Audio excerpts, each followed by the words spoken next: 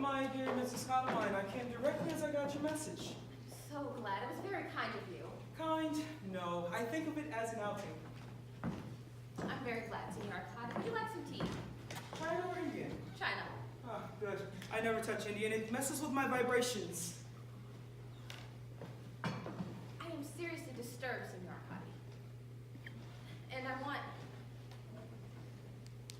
your help. I thought as much, but before that, what are in these sandwiches? Cucumber. Huh. Could be better. Fire away. It's most awfully difficult to explain. Facts first, explanations afterwards. It's the facts that are so hard to explain. Facts very often are. Take creative talent, for instance. Look at Shakespeare or Mozart. Or when Mozart was snatching sounds out of the air and throwing them down on the paper when he was practically a baby. Facts, plain facts. Now, people do ascribe this to the glance nowadays, but to that I say fiddly dee. I'm sure you're quite right. There is more to your philosophy than heaven and earth, Miss Conway. I'm sure there are. Come on, out with it. You've heard strange noises in the night, subdued moaning in the passages. Is that it? No, I'm afraid it isn't. No sudden gusts of winds, I hope. Not at all. And I'm all attention. You know my husband Charles was married before? I've heard it mentioned. Okay, and the other night, I know it sounds idiotic, but during the seance, something happened. I knew it! Probably a poltergeist. They're enormously cunning, and they like doggo for days. As I asked before, you know my husband Charles was married before, right? I've heard it mentioned. To Elvira, she died comparatively young. Where? Here, in this house, in this very room. I'm beginning to see the day's light. She was coming down with pneumonia and she died of a heart attack. And she materialized after I had gone? Not to me, but to my husband. Oh, capital, capital. Oh, but how splendid. From your professional standpoint, I can see that this might be regarded as a major achievement. A triumph, my dear. Nothing more or less than a triumph. But from my personal standpoint, it's regarded as embarrassing. At last, a genuine materialization. Do sit down, Senor Arcadi. Well, who could sit at a time like this? This is tremendous. I haven't had a success since the Sudbury's case. Once again, I ask that you sit down, Senor Arcadi, and control your natural state of excitement. I would also like to point out that this put me in a hideous position, and I hold you entirely responsible.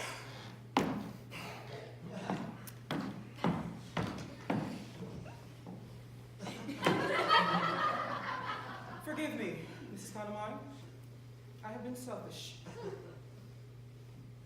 How can I help you? By sending her back to where she came from, of course. I'm afraid that's easier said than done. Do you mean to tell me that she is liable to stay here forever? I fear that relies largely on her, Mrs. Conamine. But Senor Arcadi, I fully sympathize with you, Mrs. Conamine. I really, really do. But at this time, I just cannot offer any great hopes. do you mean to tell me that mischievously conjured up this ghost or this spirit or whatever she is and could be in a hideous position that you are unable to send her back? Honesty is the best policy, Mrs. Conamine. This is outrageous! I ought to hand you over to the police! Mrs. Conamine, you go too far! I go too far? Indeed. Do you realize what your insane amateur muddling has done? I have been a child since I have been an amateur since I was a child? No, Mrs. Conamine. I have been a professional since I was a child. Amateur is a word I cannot tolerate. Amateur sounds like the perfect word. Being able to invoke all these spirits and not being able to send them back. I was in a trance, Mrs. Conamine. Anything can happen when I'm in a trance. Well then, I suggest you go into another one and get this damn woman out my house. I can't go into trances at a short notice, Mrs. Conamine. That takes hours of preparation, which in addition to I have to be very strict of my diet. For instance, today I had lunch with friends. I had some pigeon pie and on top of these delicious cucumber sandwiches. They are very delicious, by the way. A trance is just out of the question. Well then, you'll have to do something. I will make a report to the psycho research people immediately. Will they be able to do anything? I doubt it. They probably just have a committee. You probably have to go to London and testify. This is really embarrassing. It really is. Don't upset yourself, Mrs. Condamine. You can't achieve anything by upsetting yourself. That's easy for you to say. You don't have the faintest realization of what my position upholds. Well, look on the bright side. The right side? If your ex-wife's husband were to come back and haunt you guys and live with you guys forever, would you be able to look on the bright side? I resent your tone, Mrs. Condamine. I really do. You have no right. This whole thing is your fault. Kindly remember that I came here on your invitation. On my husband's invitation. I did what I was supposed to do. That was to establish contact with the other side and to have a seance. I had no idea there were any ulterior motives mixed with it. Ulterior motive? Yes, your husband was obviously eager to contact his former wife. As they say, no oblige, en blanche. My husband was not so nearly interested in contacting anyone. He merely just wanted to get some material for a mystery medium he was writing. Am I to understand that I was brought here in a spirit of mockery? No, not at all. He just wanted to get some tricks of the trade. Tricks of the trade? Insufferable! Mrs. Condamine, I have never been so insulted in my life. I feel we have nothing more to say to one another. Goodbye. Wait, please, don't go! Your attitudes from the outset have been most unpleasant, Mrs. Condamine. Your remarks have been discourteous in the extreme, and I would like to say, without umbrage, that if you and your husband were foolish enough to tamper with the unseen for poultry motives in the spirit of rivalry, as far as I'm concerned, Mrs. Condamine, you can stew in your own juice. Good day, Mrs. Condamine. Damn it!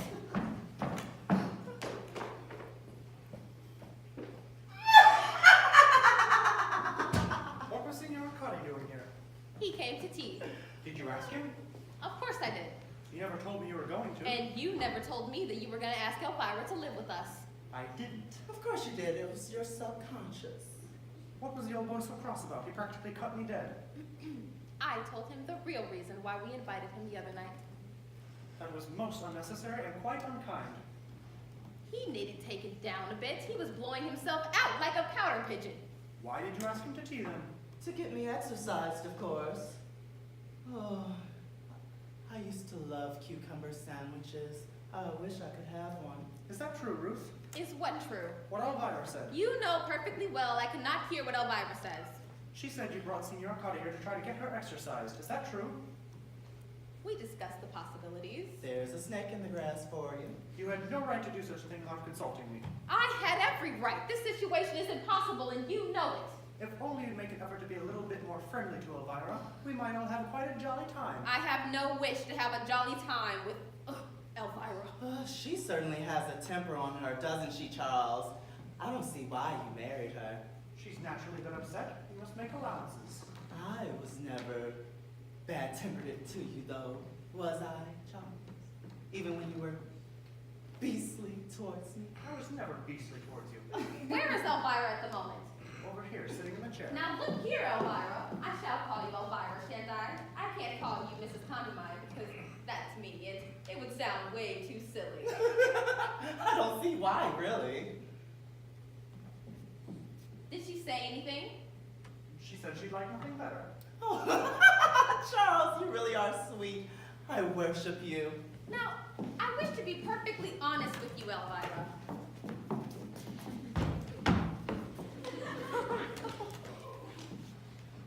I admit, I did ask you to come here with the view of getting you exercise. But rightfully so, you would have done the same thing if you were in my position, wouldn't you? I wouldn't have done it so obviously. Well, what did she say? Nothing. She just nodded and smiled. I'm so glad. I would have really rather that there were no misunderstandings between us. I think that's very sensible, Ruth. But before we go any further, I would really like to ask, why did you come here, Elvira? Oh, isn't it obvious? The power of Charles's love tugged and tugged and tugged at me. Didn't it, my sweet? Did she say anything? She said she came because she wanted to see me. Well, she's done that now, hasn't she? Now, Ruth, we can't be inhospitable. I have no wish to be inhospitable, but I would really like to know when she plans on going back. I don't know. I honestly don't know. Isn't that awful? She says she doesn't know. Well, surely that's a little inconsiderate, don't you think? Didn't the old spiritualists have any constructive means of, I don't know, getting rid of me, Charles? What did Senor Arcadi say? He said he couldn't do a thing. Hooray! Now, Ruth, don't be upset. We shall soon adjust ourselves. We must admit, it's quite a unique situation we find ourselves in. I can see no valid reason why we shouldn't get a great deal of fun out of it. Fun? Charles, how can you? Fun? Ugh, you must be out of your mind. I thought I was at first, but I must say I'm really beginning to enjoy myself. Oh, Charles. Oh, she's off again. You really must not be so callous, Elvira. Try to see your point a little. Where is Elvira at the moment? Over by the window now. Now look here, Elvira. Temper, Charles! What a horrible life we must lead! Do be quiet, darling. You only make everything worse. Who was that darling addressed to? Her or me? Both of you. This is intolerable. Now, Ruth, don't go starting yourself off into another state again. I've controlled myself admirably, as you call it. She can hear whatever she wants without any modified interpreting. Modified interpreting? Don't know what you mean. Of course you do. You haven't told me once what she really said. You wouldn't dare. Judging from her photograph, she's the type to use the most unpleasant language. Ruth, you're not to talk like that. I've made polite conversation all through breakfast and lunch and dinner today. And I will not do it anymore. I am going up to my room now, and I will have my dinner on a tray. And then the first thing in the morning, I will go straight up to the Psycho Research Society. And if they fail me, I shall go straight to the Archbishop of Canterbury. Ruth. Let her go on. She'll calm down later. It's unlike her to behave like this. She's generally so equable. No, she isn't. Not really, Charles. Her mouth gives her away. It's a hard mouth, Charles. Her mouth's got nothing to do with it. I resent you talking about Ruth as though she were a horse. Do you love her Of course I do. as much as you love me? Don't be silly. It's all entirely different. Well, I'm glad nothing could ever be quite the same now, could it? You always behaved very badly. Oh, go on, Charles. I love it when you pretend to be crossed with me. I'm now going up to talk to Ruth. Cowardly custard! Don't be idiotic. I can't let her go like that. I was trying to be at least a little nice and sympathetic to her. I don't see why. If she's set on being disagreeable, I might as well let her get on with it. The whole business has been very difficult for Ruth. We must be fair. She should learn to be more adaptable. She probably will in time. It's all been a shock. Has it been a shock for you, darling? Of course. What did you expect? A nice shock. What do you want, Elvira? What? What do you mean? I remember that whenever you were overpoweringly demure, it usually meant that you wanted something. How horrid of you to be so suspicious. All I want is to be with you. Well, you are. I mean, alone, darling. If you go up and pamper Ruth and smarm her over, she'll come bouncing down again, and our quiet, lovely evening will be spoiled. You're incorrigibly selfish. Well, I haven't seen you in over 7 years, Charles. It's only natural that I should want a little more time alone with you. You know, to talk over old times. But I'll let you go up for a little while if you really feel it's your duty. Of course it is. Then I don't mind. You're disgraceful, Elvira. You won't be long now, will you? You'll come down very shortly, I suppose. I shall probably dress for dinner while I'm upstairs. You can read the Tatler or something. You don't have to dress for me, darling. I always dress for dinner. And what shall you be having for dinner, Charles? I shall love to see you eat something very delicious. Be a good girl now. You could play the gramophone if you like. Thank you, Charles.